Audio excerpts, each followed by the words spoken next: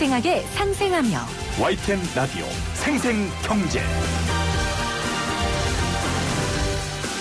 청취자 여러분 안녕하십니까. YTN 라디오 생생경제 김혜민 PD의 여름휴가 일주일을 대신해서 경제 소식 전해드리고 있는 김우성 PD입니다. 정부가 23번째 부동산 공급 대책을 발표했습니다. 사는 것이 아니라 사는 고심을 강조하던 부동산 정책. 수요 억제와 투기 억제 정책에서 한 걸음 돌려서 부동산 시장을 안정시키기 위한 목적의 사는 것을 강조한 부동산 공급 대책을 밝혔습니다. 잠시 후 명지대 권대중 교수 연결해서 이번 공급 대책의 특징과 효과 그리고 문제점들 알아보겠습니다. 오늘 두 번째 인터뷰로는 이재명 전국 농촌체험휴양마을협의회 회장 모셔서 코로나19 시대 농촌체험 휴양에 관한 이야기 그리고 여름휴가의 특별한 스토리들까지 전해드리도록 하겠습니다. 2020년 8월 4일 화요일 YTN 생생경제 지금 시작합니다.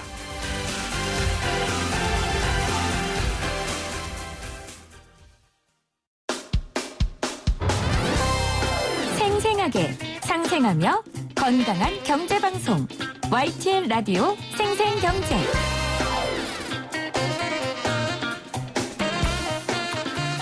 네, 오늘 가장 뜨거운 경제 뉴스를 전해드리는 생생하게 전해드리는 시간인데요. 생생 인터뷰. 오늘은 명지대 부동산학과 권대중 교수 전화로 연결돼 있습니다. 교수님 안녕하십니까? 네, 안녕하세요. 자, 정부가 23번째 대책인데 공급 대책을 내놨습니다. 네. 오늘 이야기를 여쭤볼 텐데 네. 자, 공급에 대한 요구가 많았어요. 수요 억제만 하지 말고 좀 공급 챙겨라라고 했는데 이 대책 어떻게 평가하십니까?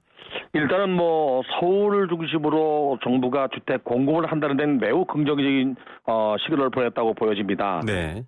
이번에 그 공급 대책을 발표한 것은 전부 26만 2천 가구나 됩니다. 네네. 물론 이제 지난 5월 6일 날 7만 호를 공급하겠다는 게 포함되어 있고요. 네. 또 하나는 이제 3기 신도시를 통해서 증가되는 용적률로 6만 가구를 사전 청약으로 분양하겠다는 것도 포함되어 있습니다. 네. 이걸 빼더라도 서울에 13만 2천 가구를 공급하겠다는 내용입니다. 예. 자, 이 정도 공급 물량은 사실 좀 관심을 높게 살 만도 한데, 앞서 말씀하셨던 것처럼 이미 발표된 3기 신도시라던가 또, 개발까지는 좀 시간이 많이 걸리는 그런 택지들까지 포함되어 있기 때문에 이게 당장 공급으로서 시장에 긍정적 효과, 즉 부동산 가격 안정 효과가 되느냐라는 의구심도 있더라고요. 네. 이미 발표를 했지만은 서울에 공급하는 양들은 결국에 그래도 수요자가 원하는 지역에 상당수가 있기 때문에 네. 시장에 영향을 줄 거라고 보여집니다. 단지 이제 공급을 하려면 적어도 3년에서 5년 정도 걸리기 때문에 그렇죠. 당장의 효과보다는 무주택자가 주택 매수에 나서기 전에 공급하는 지역에 대기 수요로 남을 가능성이기 때문에 전혀 영향이 없다고 볼 수 없고요. 네. 영향을 주긴 주는데 당장 가격을 끌어내릴 정도의 영향은 아니라고 보입니다. 예, 가격을 조정할 정도는 아니지만 지금 영끌해서라도 급하게 집을 사려던 그 수요는 좀 대기 수요로 돌릴 수 있다. 이런 말씀을 해주셨고요. 좀 발표되는 지역들을 봤더니 굉장히 속된 표현으로 핫한 지역들입니다. 네. 이 용산 캠프킴 같은 경우는 굉장히 관심이 높은 지역이었는데 네. 이게 아직 반환도 마무리 안 돼 있거든요. 네. 그래서 의구심을 가진 분들도 있어요. 이거 되는 건가? 이런 생각도 드는데. 그래서 이번에 발표한 내용 중에서 타능 골프장이라든지 네. 정부가 소유하고 있는 과천 청사 같은 경우는 공급이 쉬울 수 있으나 네. 그 이외에는 좀 시간이 걸릴 수 있어요. 네. 그 지방조달청, 서울지방조달청 자리나 네. 또는 서부면허시험장이나 네. 이런 자리 같은 경우는 건물이 있습니다. 그렇죠. 그러니까 이 공공기관이 이전할 자리를 찾아서 이전해야만 공급할 수가 있어요. 네. 그래서 빨리 공급하기는 한계가 있고요. 특히 이제 이거 말고도 유수지도 있고 여러 가지 미매각 부지도 있는데 네. 아마도 공급을 한꺼번에 하는 것보다는 순차적으로 공급 가능한 지역부터 먼저 공급하지 않나 하는 생각이 들어요. 예. 자, 이 공급이라는 측면은 사실 현 정부라든지 현 정부의 이 역사적 맥락을 갖고 있는 정부들은 공급보다는 좀 수요 억제로만 그간 많은 규제 위주의 정책을 펼쳐왔는데 공급으로 좀 방향을 돌렸다라고 평가할 수준입니까? 어떻게 보십니까, 교수님? 우선 이번 정부가 그동안 공급도 규제하고 수요도 억제하는 정책을 내놨는데요. 네. 공급 정책이 이번만 나온 건 아닙니다. 네. 지난 2018년도 8월 27일 8.7 대책에서 네. 이해찬 대표가 공급을 얘기했었고 네네. 그로 인해서 3기 신도시 공급이 진행됐거든요. 네. 공급을 해왔는데 수요와 공급을 도심지를 억제해왔거든요. 네. 그런 차원에서 이번 대책은 서울에 공급한다는 데 의미가 있고요. 네. 아마도 정부가 도시 토지가 없으니까 이거 이상의 공급하기는 당장은 어렵지만은 네. 그래도 이제 공공재개발 재건축을 통해서 지속적으로 공급하려고 노력을 할 거라고 보여집니다. 예. 사실 이 서울 지역, 특히 서울에서도 아주 관심이 높은 지역의 공급 대책이 발표됐기 때문에 이번엔 그 어느 때보다 공급 대책이라는 성격을 좀 명확하게 알 수 있다 이런 평가들도 있는데 궁금한 게 있습니다. 지금 말씀하셨던 용산 또 태릉 국립외교원 뭐 이런 자리들 같은 경우에는 사실 지금 부동산 가격으로는 굉장히 비싸서 임대 공급이라든지 기부 체납을 통해서 임대주택을 만들어내도 이게 들어갈 수 있는 여력이 되느냐 이런 것들이 있어요. 그래서 뭐 여러 가지 지분을 천천히 매각하는 방법도 매입하는 방법도 나오고 했던데 어떻게 대책이 세워질 것 같습니까? 일단은 그 일반 분양을 하게 되면 상당히 고가 주택으로 분류될 수가 있어요. 네. 근데 아직은 이제 그 분양가 상한제라든지 네. 여러 가지 정부가 이제 공공개발로 도입해서 공급하기 때문에 네. 생각보다는 낮은 가격이 될 가능성이 있어요. 주택 가격이 지금 거품이 뜨시 네. 많이 올라 있는 상태이기 때문에 네네. 거기에 비해서는 상대적으로 저가의 임대주택이나 또는 분양주택을 공공분양주택을 공급할 가능성이 있습니다. 예. 자, 그 관련해서 많은 분들이 좀 궁금해하는 것 중에 하나가 이번에 발표된 제도가 지분 적립형 분양 제도라는 게 나왔던데 뭐 언뜻 잘 이해가 안 됩니다. 그 집을 다 사는 게 아니라 일부만 사는 것 같기도 하고요. 네. 이게 이제 토지 임대부 주택처럼 네. 초기에 일정 지분만 매입하고 향후에 돈을 벌어서 지분을 이제 매입하는 100% 매입하는 방식인데요. 네. 이게 20년 거주해야 되는 문제가 있어요. 20년을 살아야 되는군요. 네. 그리고 이제 완전 매입을 하기 전까지는 네. 주택에 대해서 권리 행사가 제한될 수 있습니다. 네. 근데 과연 인기가 있을지 없을지는 두고 볼 일인데 네네. 대부분 우리나라 사람들은 토지와 건물을 동시에 취득해서 그렇죠. 대출을 받거나 매각하는데 제한받지 않으려고 하거든요. 네. 근데 이거는 이제 제한을 받잖아요, 이렇게. 네네. 20년 동안 거주해야 되고 지분을 조금씩 매입해서 결국에 이제 다 매입하는 그 기간이 필요한데 네. 임대를 살거나 월세를 사는 사람들에게는 되게 유리할 수 있습니다. 네네. 물론 이제 공공개발 같은 경우는 10년 동안 거주하는 아마 강력한 제도가 이제 도입될 텐데요. 네. 그런 걸로 따진다면은 월세나 반전세를 사는 사람들에게는 좋은 소식일 수도 있습니다. 예. 자, 이 지분 적립형 제도라는 것도 좀 특이해서 한번 설명을 부탁드렸고요. 자, 뭐 서울 또 관심이 높은 지역, 정말 수요가 많은 지역에 공급을 한다라는 특징이 있는데 그래서 중요하게 생각해야 될 부분이 바로 용적률과 층고 제한이 없어졌습니다. 이거 어떻게 평가하십니까?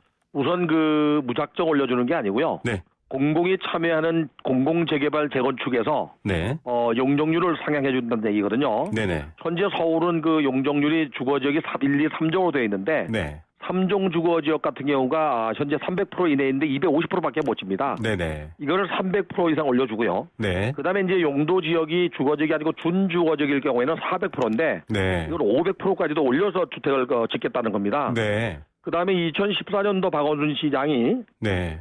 2030 서울 플랜에 의해서 49층까지 주거지역을 질 수 있던 것을 35층으로 낮췄어요. 그랬죠. 이게 이제 서울 스카이라인이라고 하는데요. 네. 이거를 풀어서 50층까지 짓게 하는 건데 역시 이제 도시매축강령 정비법을 개정해서 네. 정부가 짓겠다는 겁니다. 네. 이렇게 되면 뭐 당연히 사업을 진행한다면 네. 주택 공급도 늘어나고 또 컴팩트 시티처럼 그 고밀 아파트를 지을 수도 있습니다. 예.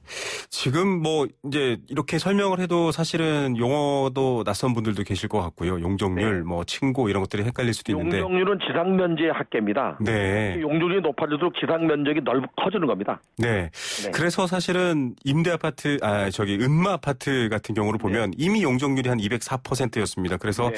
이게 사실은 사업성 부분이 문제가 됐는데 지금 바뀐 이 기준에 따르면 은마 아파트 재개발도 좀 활발해질 수 있다. 이렇게 볼 수 있는 건가요?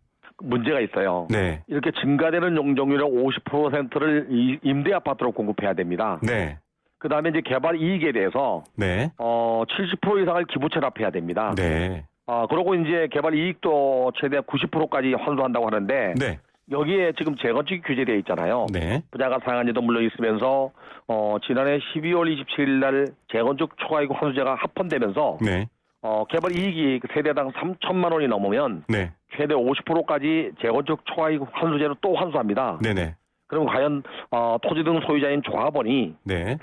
이렇게 그 증가되는 용적률의 반 이상 임대주택을 짓고 네. 개발 이익 거의 90% 환수한다면 네네. 의하겠는지가 의문이에요. 예. 네, 그래서 이 그 대상이 되는 아파트들이 뭐 강남에 많을 수 있어요. 네네.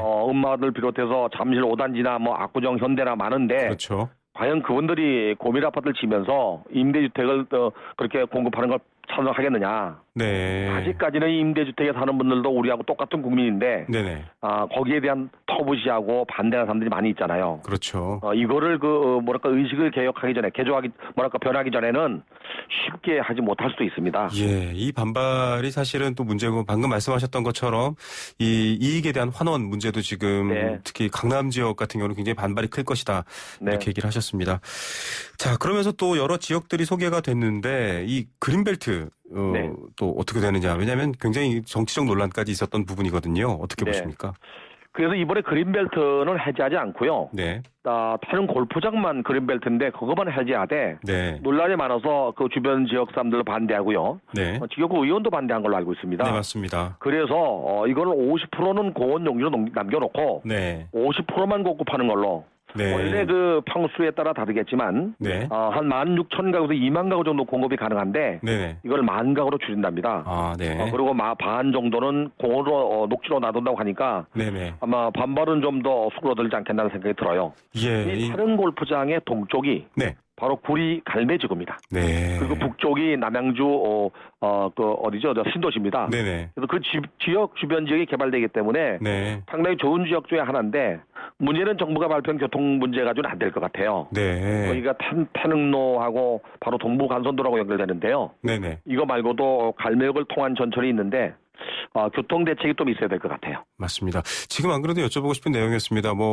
더불어민주당 고용진 의원 같은 경우에는 태릉의 어떤 보존 가치 때문에 공원 얘기를 네. 했지만, 지금 이 용적률이 높아지고 또 층고 제한도 어느 정도 완화가 되고 했을 때 학교라든지 인프라에 대한 불편들이 생길 수가 있거든요. 사실 이 부분은 이번 대책에서도 구체적으로 얘기가 나오진 않았는데. 아마도 이번에 그 정부가 발표하면서 디테일하게 구체적으로 다 언급하지는 않았는데요. 네네.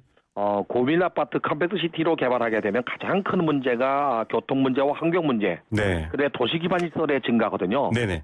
이 부분은 아마도 건물을 지면서 수익자 부담 원칙으로 돌리거나 네. 아니면 정부가 재정 투자를 해서도 아마 해결하지 않겠다는 생각이 들어요. 예. 그냥 만약에 이렇게 공급하고 짓겠다 그러면 나중에 커다란 문제가 발생할 수 있어요. 예. 물론 태릉 자리도 마찬가지고요. 예. 지금 오늘 대책에 포함된 서울 시내 18개 지역 중에 상암 견인 차량, 상암 DMC, 상암 자동차 검사소, 네. 서부 시험장 이 근처에 있는 사실 이 상암 월드컵 단지 아파트도 학생들이 가득 차서 학생들이 자기 집 근처 학교를 못 가고 딴 데로 가야 된다라고 하는데 네. 이 주변에 또 이런 주택들이 들어섰을 때 과연 어떻게 되느냐 이 대책도 중요한 문제인 것 같습니다. 네, 맞습니다. 예. 자, 결국은 아파트 가격에 대한 직접적이고 단기적인 영향은 없겠지만 대기 수요를 통해서 지금처럼 과열되는 것은 막을 수 있다라고 얘기를 해 주셨는데 네. 공급 정책이 장기적으로도 좀 플랜과 방향성이 명확해져야 될 것 같습니다. 교수님 어떻게 가야 될까요? 그렇죠. 우선 이렇게 정부가 주도해서 그 주택 공급을 하는 것보다는 네.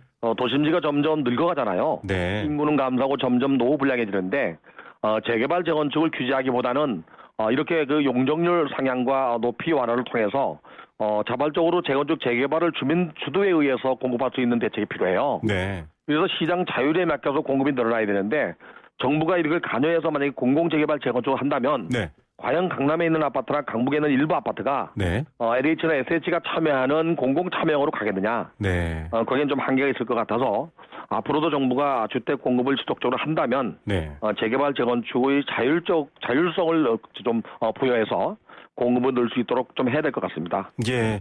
자, 이 공급이 공공 분야에서 일단 끌고 가서 시장 영향을 주는 것도 필요하겠지만 그것만으로 지속될 수 있는가라는 한계도 극복해야 되는데 사전 청약을 확대한다고 앞서 처음에 소개해 네. 주셨잖아요. 네. 지금 사실 정부는 후분양을 좀 확대하겠다. 이게 네. 사실은 여러 문제들도 얽혀 있는 거긴 한데 이게 바뀌는 건가요? 어떻게 봐야 됩니까? 일단 주택 공급이 부족하다는 것 때문에 주택 가격이 올라간다는 것 때문에 네. 정부가 서둘러서 예를 들어서 아마 분양하듯이 사전 청약을 받는 것 같습니다. 네. 특히 이제 2030이나 3040 청포 세대, 청약 포기 세대나 청포 세대. 집이 없는 사람들을 중심으로 사전 청약을 하는 것 같습니다. 예. 결국에 이제 인구가 감소하고 주택 공급이 늘어나면 일본도 그랬지만은 선분양보다는 이제 후분양 제도 또는 복합제도, 선분양과 후분양을 선택할 수 있는 제도가 바뀌지 않겠는가 하는 생각이 들어요. 예. 지금 사실 선분양 제도는 과거에 이제 개발 여력이 모자랄 때 좀 건설사에게 뭐랄까요, 지원, 혜택이 있었던 제도지 않습니까? 후분양 제도는 조금 그 집을 구매하거나 사시는 분들한테 유리하다 이렇게 알려져 있는데 지금 후분양 제도에 대해서도 잘 모르시는 분들이 있는데 좀 이런 것들이 확대됐을 때 앞으로 좀 달라지는 것들이 뭐가 있을까요? 네, 선분양 제도는 1970년도 초에 주택 공급이 부족하던 시절에 네. 계약금만 걸고 주택 분양을 받은 이후에 네. 2년 3년 동안 주택 비용을 대출을 받거나 자기 자본을 쪼개서 내면서 내 집 마련을 기회를 주던 거거든요. 네. 역시 건설사도 자금력이 없다 보니까 그 돈을 가지고 주택을 공급했어요. 지으면서. 네. 근데 이제 주택 공급이 어느 정도 된 상태에서는 후분양제로 가야 됩니다. 네. 선분양제는 우리가 라면을 한 개 사도 보고 사잖아요. 네네. 주택을 보지 않고 산다는 거는 좀 있을 수 없는 일이거든요. 네. 그래서 주택을 완성된 뒤에 사게 되면 하자도 먼저 눈으로 보이는 건 다 치유할 수가 있어요. 네. 근데 문제는 이제 후분양제로 갔을 때에는 네네. 이 정부가 대출 규제를 완화해서 이거 내 집 마련을 기회를 주지 않으면 네. 많은 돈이 들어가기 때문에 집을 구할 수가 없어요. 예. 그래서 그런 그 제도적 변화도 좀 필요합니다. 그래서 네. 집을 짓고 분양받는 걸 후분양, 네. 집을 짓지 않고 모대하우스를 보고 분양을 받는 걸 선분양이라고 합니다. 예, 금융제도에 있어서의 여러 차이점이나 극복할 부분이 있다라고도 설명해 주셨고 네. 요즘 뭐 묘지뷰 아파트가 좀 막 논란이 되기도 했는데 네. 그런 부분들은 또 후분양 제도로 왔을 때 좀 극복하기 쉬운 제도인 것 같습니다. 그렇습니다. 끝으로 교수님, 얼마 전에도 임대차 관련 법이 통과되지 않았습니까? 네. 이것 관련해서 지금 월세 가속화에 대한 얘기가 되고 있는데 네. 뭐 원래 전세라는 게 독특한 제도이기 때문에 월세로 가는 것은 맞다라는 얘기와 임대로 살고 계신 분들의 상황이 더욱더 불안해졌다라는 얘기가 좀 대립하고 있습니다. 어떻게 네. 봐야 될까요? 저는 전세제도가 우리 말고도 뭐 인도 일부 지역과 외국에 좀 일부 있긴 있습니다. 네네. 반전세처럼 보증금을 많이 받는 거죠. 네. 우리나라의 전세제도는 저는 좋다고 생각해요. 네. 집이 없는 사람들이 이게 이자는 붙지 않는 저축성이잖아요. 그렇죠. 예, 10억짜리 주택을 전세 5억이면 5억 주고 10억짜리 주택을 사용하는 겁니다. 네네. 그렇게 이제 살다가 돈을 모아서 집을 사는 형태인데 네. 이게 갭 투자로 이용되다 보니까 정부가 규제한 거거든요. 그렇죠. 근데 이제 전세제도가 점점 반전세로 월세로 전환되는 거는 정부의 임대차 3법 때문에가 아니고 네. 보유세나 종합부동산세를 인상하다 보니까 네. 집주인들이 소득이 줄어들다 보니까 월세로 전환하는 겁니다. 인상폭을. 네네. 그래서 반전세로 월세로 가는 거지 임대차 보호법이나 또는 뭐 그 내용 중에 있는 임대차 3법은 결국에 전세를 월세로 가속화시키지 않아요. 예. 근데 시장은 변하고 있습니다. 분명히. 네. 네. 사실은 뭐 이 집주인으로서는 어떤 이익 실현 문제 때문에 이렇게 되고 있는 거죠. 그런 부분들에 대해서도 좀 같이 고민을 해봐야 될 텐데요. 또 임대차 시장 관련해서 그 지금 4년 정도 갱신을 그러니까 계약을 유지할 수 있다라고 하는데 지금 요번에 발표된 공급 대책도 한 3, 4년 뒤부터 가시화됩니다. 그때 또 이 집값이 뛰는 거 아니냐. 이번 대책 때문에 3, 4년 뒤에는 또 여러 가지 좀 부동산 시장 가격이 들썩이지 않느냐. 이런 전망도 좀 빨리 내놓는 분들이 있던데요. 문제는 이제 지금 임대차 시장이 2+2로 4년이잖아요. 네. 그러면 2년 내지 4년 후에 임대차 가격이 올라갈 가능성이 있어요. 네네. 신규 임대주택은 제한이 없습니다. 네. 또 계약이 바뀔 때도 제한이 없고요. 그렇죠. 그런데 이제 문제는 그 당시쯤 돼서 주택 공급이 늘어난다면 네. 오히려 가격은 안정될 가능성은 있어요. 안정될 수 있다. 문제는 4년 이전에 네. 지금 당장 내년부터 서울의 입주 물량이 반토막 납니다. 그래서 수요는 있는데 공급이 부족하다면 가격은 올라가잖아요. 네네. 여기에 더불어 지금 유동성 자금이 너무 많아요. 네. 이 유동성 자금을 정부가 거둬들일 수 있는 보관을 내놔야 됩니다. 네. 네, 뭐 지역형 SOE 사업이나 네네. 또는 뭐 지방 뿐이 아니라 정부 SOE 사업을 통해서 채권을 발행하거나 지방채를 발행해서 네네. 유동성 자금을 걷어들이고 네. 그 일부 걷어들인 돈을 자영업자나 중소업자, 어려운 중소업자한테 좀 저리 융자를 주면서 네네. 기업도 살리고 경제도 살리고 네. 부동산 시장의 유동성 자금도 돌릴 수 있는 방안, 이런 방안을 좀 모색하면 좋을 것 같아요. 맞습니다. 0.5%의 낮은 기준금리가 지금 또 부동산으로 모두 향하고 있기 때문에 지금 교수님 네. 지적해 주신 것처럼 이 금융 부문까지 좀 같이 움직여서 시장 안정뿐만 아니라 좀 전체 경제의 한 부분으로서 부동산을 생각해 봐야겠다. 네. 이런 생각을 또 얻을 수 있었네요. 교수님 오늘 말씀 감사드립니다. 네, 감사합니다. 네, 명지대 부동산대학원 권대중 교수였습니다.